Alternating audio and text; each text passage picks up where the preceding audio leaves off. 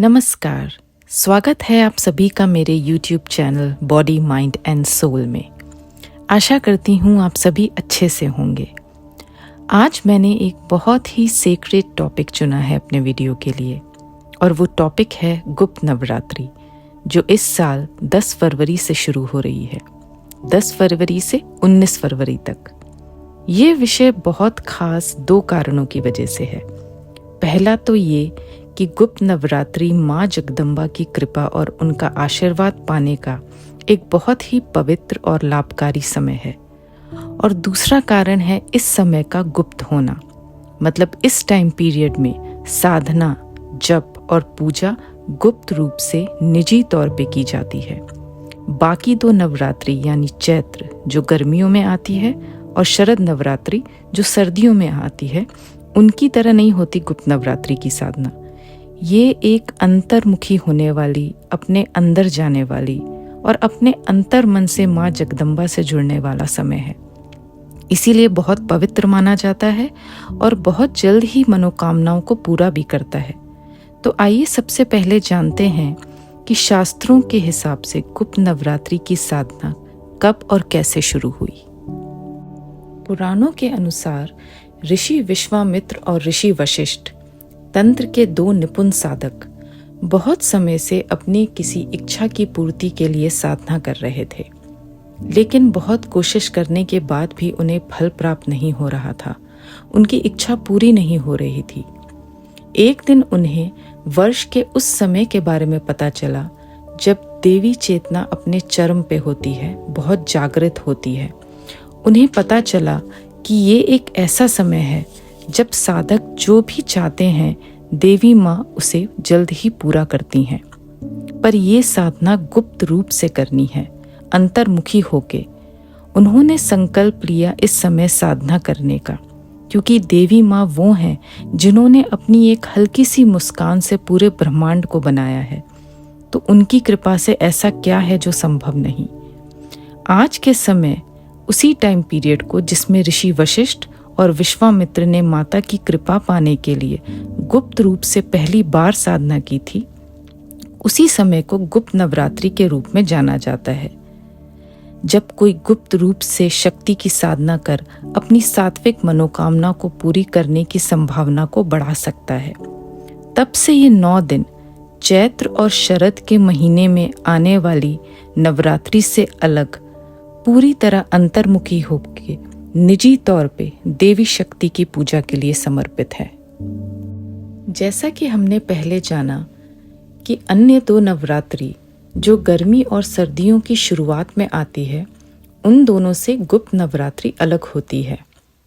आम तौर पर गुरु और उनके शिष्यों के बीच पूरी तरह अपने मन को अपनी चेतना में स्थिर करके चुपचाप इस नवरात्रि में साधना की जाती है। ब्रह्मांड की रचनात्मक शक्तियों के साथ आंतरिक रूप से संबंध गहरा किया जाता है। ऐसा माना जाता है कि गुप्त नवरात्रि के दौरान देवी चेतना बहुत ज़्यादा जागृत होती है और इस दौरान साधक जो भी मनोकामना से माता की पूजा अर्चना या साधना करते हैं, वह मनोकामना देवी माँ की कृपा से अवश्य पूरी होती है। इसीलिए ज़्यादातर तंत्र साधक और साधु इस नवरात्रि का पालन करते हैं और देवी माँ की कृपा के लिए इस दौरान 10 महाविद्याओं की तपस्या, साधना और अनुष्ठान करते हैं। ये अनुष्ठान शाक्त ग्रंथों में दिए गए गुरु के निर्देशों और मार्गदर्शन के अनुसार किए जाते हैं। इस गुप्त पूजा और साधना करने वाली देवी माँ के भक्तों को माँ की ऊर्जाएं करोड़ गुना फल प्रदान करती हैं। अपने सांसारिक इच्छाओं की पूर्ति के लिए तो हम हर बार ही माता की पूजा करते हैं, अर्चना करते हैं, माता की साधना करते हैं।